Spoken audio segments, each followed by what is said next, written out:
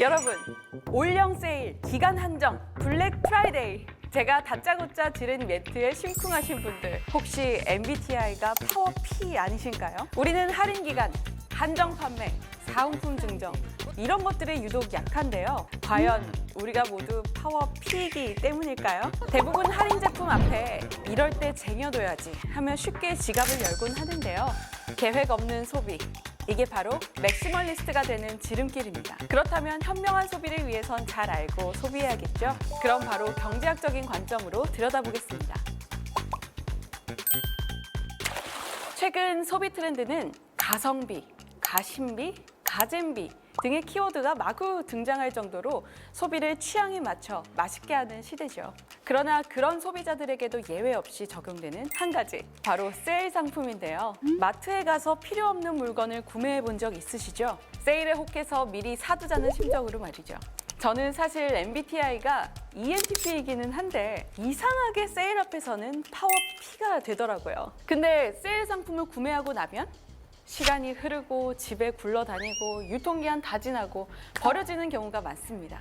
경제학에서는 이럴 때 쓰는 용어로 매몰 비용이 있습니다. 매몰 비용이란 다시 되돌릴 수 없는 비용을 말하는데요. 즉, 의사결정을 하고 실행을 한 이후에 발생하는 비용 중 회수할 수 없는 비용입니다. 개인의 지출도 매몰 비용이 될 수 있고 기업에서 흔히 사용하는 광고비나 R&D 비용들도 적용됩니다. 그리고 또 살펴보면 우리가 늘 새롭게 결심하는 다이어트, 요즘은 헬스장이든 필라테스, 수영 등 관심 분야도 다양하잖아요. 첫 등록 때 얼마를 할인해 준다는 등 그런 정보에 또 솔깃하죠.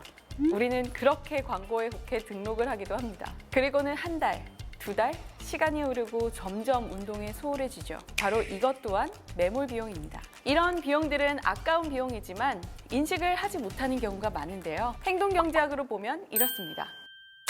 충동구매에 휩쓸리는 사람이라면 행동경제학에서 말하는 거래 효용에 대해서 알아야 됩니다. 거래 효용은 특정 제품을 사기 위해 실제로 지불해야 하는 가격과 구매자가 지불하고자 하는 기준 가격의 이 차이를 의미하는데요. 예를 들어 야구장에서 치킨을 먹을 때 야구장에서 구매하는 치킨 가격도 평상시 먹는 가격을 기준으로 정합니다. 하지만 야구장의 치킨 가격은 본인의 기준 가격보다 높거나 양이 적은 경우가 생깁니다. 이런 부분이 부정적 거래 효용, 즉 바가지에 해당하죠. 이와 다르게 마트에서 내가 생각한 기준 가격보다 저렴하게 팔 때 긍정적인 거래 효용인 할인이 됩니다. 헬스장을 등록하고 운동에 가지 않는 것도, 할인 제품을 구매하고 사용하지 않는 것도 모두 매몰 비용이지만 우리는 매몰 비용이라고 인식하지는 않습니다.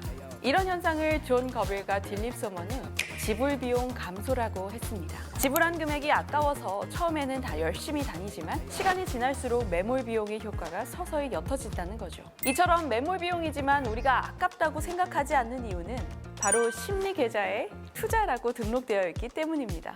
멤버십 비용 같은 경우 초기에 넣는 돈은 투자에 해당되며 이로 인해 다른 사람들보다 혜택을 받는다고 생각하기 때문인데요. 그렇게 되면 물론 우리는 혜택을 받기보다는 더 많은 소비를 하겠죠. 이제 행동경제학으로 보는 매몰 비용의 존재가 좀 와닿으시나요?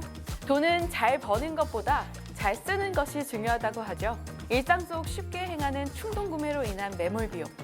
할인 한정이라는 달콤한 유혹에 넘어가지 말고 현명한 소비하시길 바라겠습니다. 지금까지 어쩌다 경제 전아림이었습니다. 안녕!